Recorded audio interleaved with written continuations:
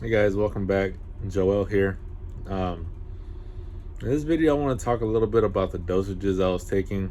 The dosage of paroxetine or Paxil, SSRI medication, and alprazolam for Xanax, which is a benzodiazepine medication. Um, Whenever I first went as a 24-year-old for panic and anxiety, I went to just a general doctor, just family doctor.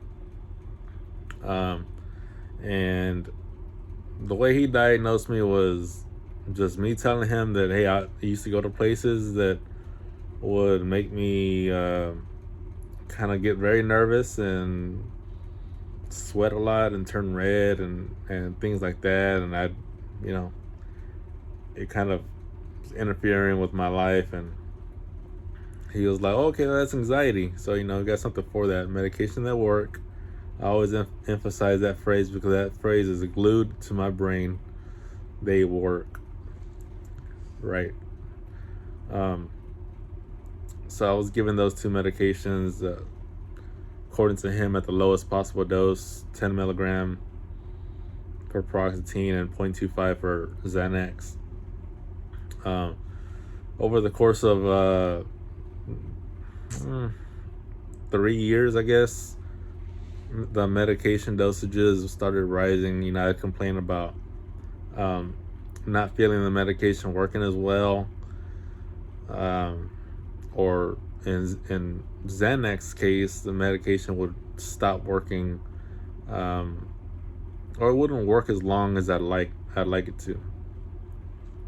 Of course, anybody who has taken Xanax, or which later on would be Klonopin in my case, if anybody has taken those types of medication, knows they about tolerance and about tolerance withdrawal, and things stop. They stop working, the medication. So when it came to the Paxil, I was stepped up to 20 milligrams once a day.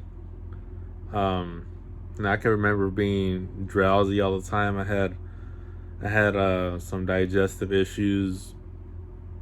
I remember like sweating a lot, like at night or even during the day. I'd sweat a lot. Um,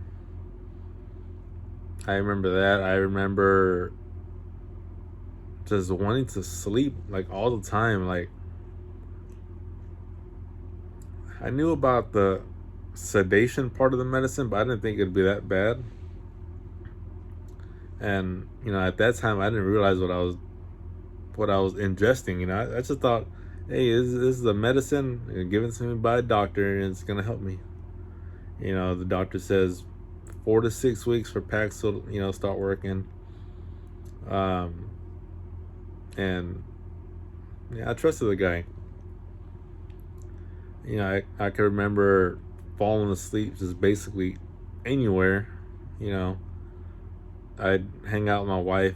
Well, she was my girlfriend at the time. Been married 3 years now, so that's a God-given blessing. Thank God. Um, thank God for her. Um, but yeah, the drowsiness and sleeping a lot on Paxil, and just other side effects that, I mean, there's many I can't think of now, but um, whenever he stepped me up to 20 milligrams a day Paxil, he also stepped up prazolam to zero point 0.5 milligrams twice a day, or no, after that, yeah, after the 0.5 step up, he eventually stepped it up again. So 1.5, no, I'm sorry, 1 milligram a day, 1 milligram twice a day. Yeah, 1 milligram twice a day alprazolam. Um, Mostly because I would tell him, look, this medication, like, yeah, it works, but it wears off, you know? And I get a lot of rebound. I remember telling him that I was getting rebound anxiety. And he called it breakthrough anxiety. Um, Kind of sounded like he wanted to medicate the hell out of my brain so I wouldn't feel anxious. But then again, I wasn't feeling much of any emotions at all. Um, Even, bear in mind, I was only taking the alprazolam 3 times a week. Maybe sometimes it'll be 4 every now and then. In the beginning, like in the first 2 years or so, and it was just the same process. Like, I'd go back and tell him, like, look, Paxil is not, like, not working. Like, I don't feel relief. All I feel the side effects. So he switched it to like Celexa, which is citalopram, 20 milligrams a day. I tried that for a little while, like a month maybe, and I stopped because of the side effects. Um, I was wise enough to do that. At least, I can imagine being in the position I am now. Excuse me. 4 years later, we're in 2021. Sorry, benzo brain. I'm sorry. Uh, we're in 2021, and you know, between then and now, between 2017 and now, I've I've had active prescriptions for benzos, and like back to whatever it was, 2018, 2019, all of it's such a blur. It's amazing, like that those years just went by. They just went by, and it's almost like I don't remember too much of it, and it's easy to see why now looking back. I mean, I was medicated, um once I was taking Celexa. um I kind of got frustrated with the side effects from it. It was the same thing. I was just tired all the time. I was gaining a lot of weight. I think I weighed probably around 180 pounds around there in 2017. Um, at my max weight, I remember weighing myself probably in this past January. I weighed around 215 pounds. But I mean, it's because I couldn't control my eating habits, drinking habits. I never really drank a lot of alcohol, but I would drink a lot of soda. Really didn't care much. Um, you know, and that went on during the entire 4 years of benzo usage, and probably just the 1 year, maybe 1.5 years of SSRI usage. After going back to citalopram, 20 milligrams a day, I stopped taking it. I didn't know anything about withdrawal. I didn't know anything about any of that stuff. I just stopped taking it. And I thought I got the flu. I remember commenting to my wife. Um, I was like really, like, I had a bad flu for at least 2 weeks, and I remember she kind of joked or like laughed at me because I went to like one of those went to a Walgreens pharmacy and had like a flu test or whatever you call it, and it came back negative. I didn't have the flu, but I was like sweating, and I had like a cough, and I had body aches and like diarrhea and stuff like that.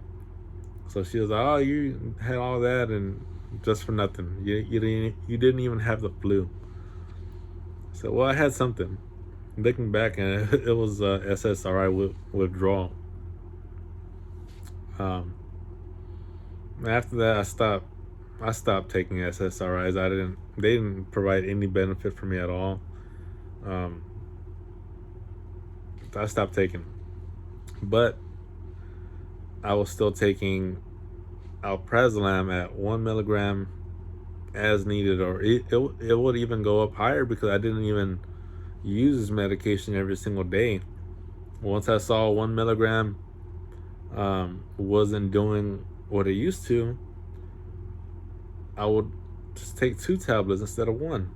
I'd take 2 milligrams of Xanax, and I could do that because I wasn't taking this medication every single day. The medication, I'd save it up a little bit by not using any during the week, and whenever I really needed it, when I was going to be out in public places, things like that, places that were anxiety inducing for me, I would take an extra tablet, and that was just my routine. 2 milligrams was doing its job. And as I've been saying, and as lots of people will recognize, that stopped working, which seems to always be the case with benzodiazepines. They always stop working. And I was switched over to clonazepam, Klonopin, at 2 milligrams twice a day or as needed. So I had 2 milligram tablets. I had 60 of them with 2 refills.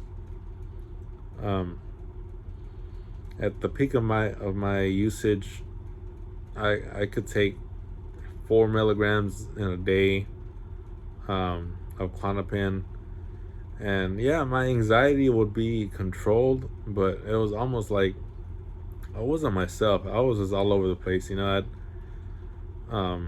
had no way of controlling, like, how I ate or things like that, or my sleeping habits, or even at work. I was just like sedated, like just all the time.